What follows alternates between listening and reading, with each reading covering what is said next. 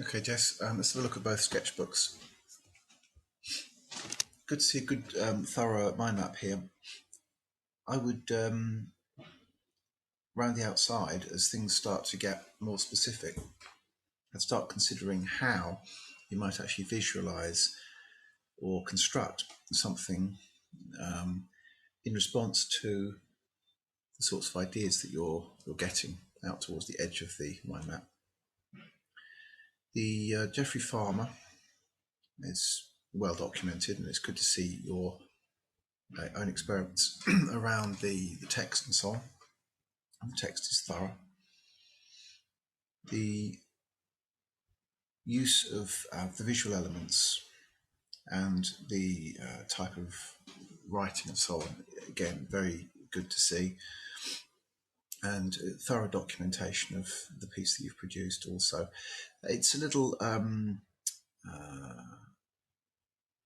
haphazard in a way. It might be worth having an extra page where you actually think about lighting the piece in the same way that the perspex was lit, and having some kind of background to it so we can generate some shadows and so on. I think that would be something that could just extend the idea a little bit further. Again, I like the way you've laid out the page. I'd make sure that it serves the development of the idea. I think this mini mind mapping and thorough documentation is terrific.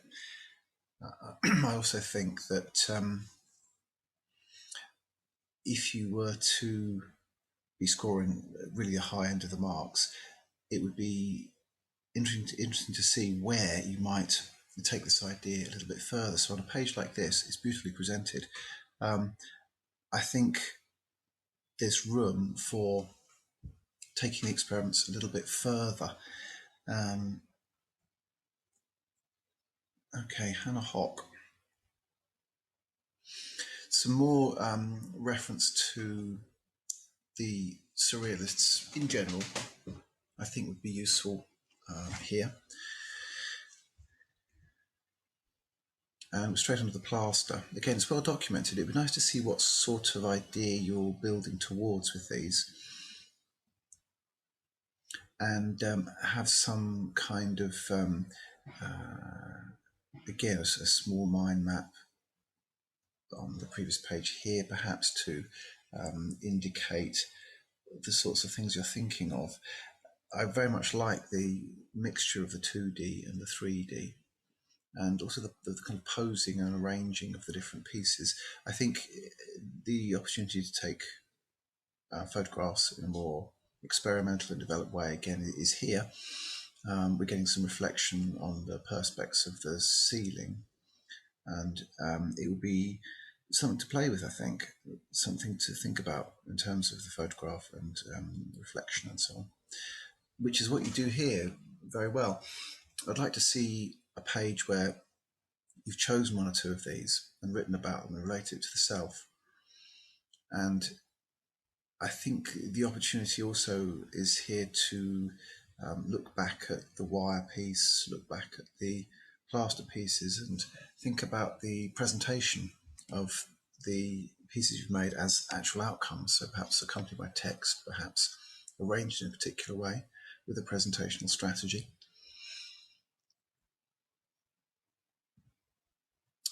Okay, so I think the 3D book, there's lots of potential. You've done a good job of documenting what we've done.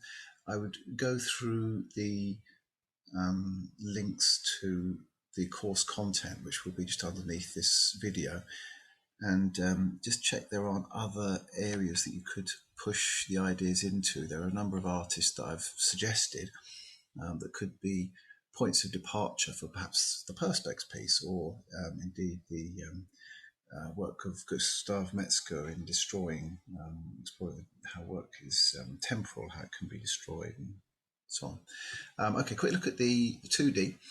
Again, this is definitely a strong point of yours. I think exciting range of visual elements again. Don't miss any opportunity to draw in new connections and new influences in any part of the book. I know you've had a look at Jenny Savile here. I think, yeah, again, good to see a number of photographs taken. It might even be interesting to see some close-ups of these, and good to see different drawing styles as well.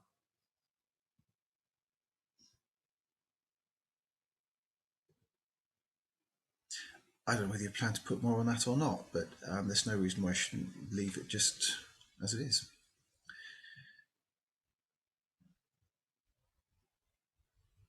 Portrait comparison.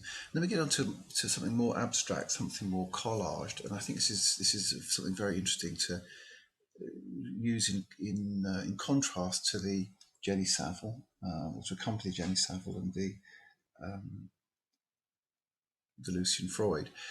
Perhaps thinking in terms of the way in which both their images are very broken up and quite physical things. And I like what's starting to happen here, where something's becoming recognisable, or you're working with something that's kind of recognisable as well as something that's abstract. So just to pause on that for a minute, I think venturing into the abstract would be something that would be well worth considering at this point, because it stayed fairly figurative. I know that's something you're, say, comfortable with, so it's something very capable with.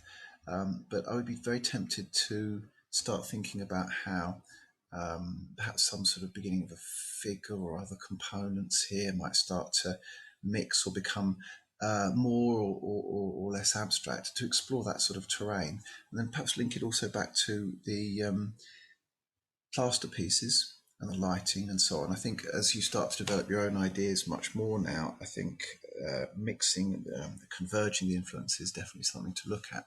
So very exciting possibilities in lots of this work, I think.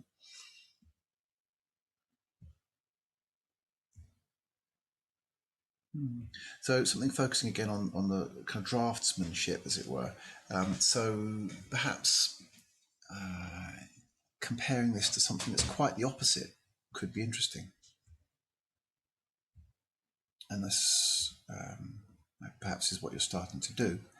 I think Gerhard Richter could be somebody to look at, who mixes realism and the abstract. Yeah, so exciting lot of work. Well done. Keep pushing it on. I think to score the higher end of marks, you're going to have to develop things a little bit further and maybe bring in a few influences that we haven't necessarily given you, so that you can demonstrate that you're taking some more risks, you're exploring not just the medium processes, but also the ideas a little bit further, and produce something that's increasingly personal, subtle, sensitive, and so on. And it'd be exciting to see what happens.